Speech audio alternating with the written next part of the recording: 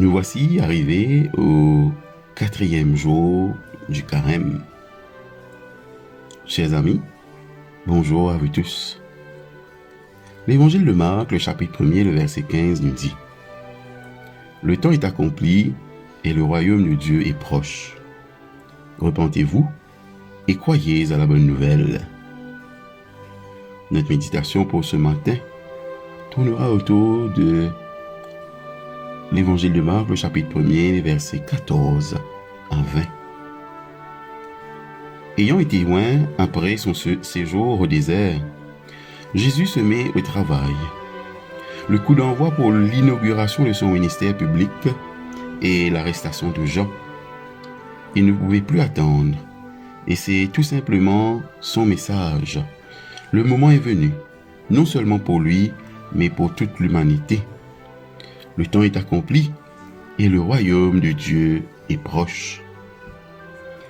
Qu'est-ce que Jésus exige alors de nous? Simplement deux choses, toutes deux jaillissant de l'intérieur, où l'on peut choisir d'être maître ou esclave. Les deux choses sont la repentance et la croyance. Il exige que ses auditeurs se tournent vers Dieu, transformant leur vie dans le processus et qu'ils croient en l'évangile, la bonne nouvelle. Croire à la bonne nouvelle est davantage une question de disposition fondamentale du cœur. Croire le meilleur des gens, regarder les bons côtés des choses, vivre avec espoir, crainte et émerveillement.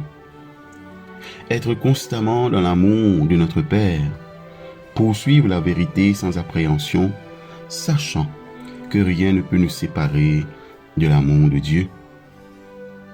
À travers la prédication de Jésus, nous voyons que la bonne nouvelle consiste à comprendre qui est Dieu pour la première fois, comme quelqu'un d'accessible, aimant, miséricordieux, généreux, patient et bon.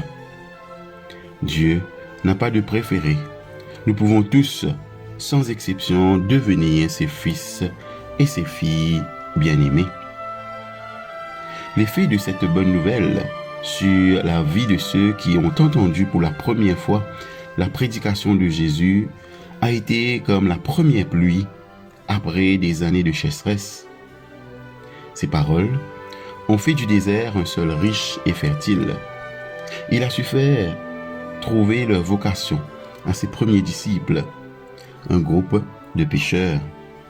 Il les hypnotisait, les captivait, les enivrait, les faisait rire, les faisait s'émerveiller devant chacun de ses mots. Absolument rien ne les empêcherait d'aller avec cet homme qui était le premier vrai homme qu'il n'ait jamais rencontré, un homme plein de Dieu. La question pour nous ce matin: ai-je trouvé ma vocation?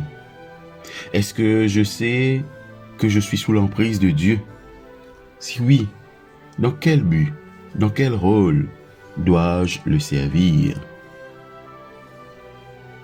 Ai-je trouvé ma vocation? Est-ce que je sais que je suis sous l'emprise de Dieu? Si oui, dans quel but, dans quel rôle dois-je le servir? Prions le Seigneur. Seigneur, fais que l'évangile de Jésus soit pour moi une bonne nouvelle, afin que je puisse vivre sans crainte des autres ni de moi-même, et de partager gratuitement cet amour qui m'a été donné si généreusement dans ton esprit. Par Jésus nous te prions. Amen.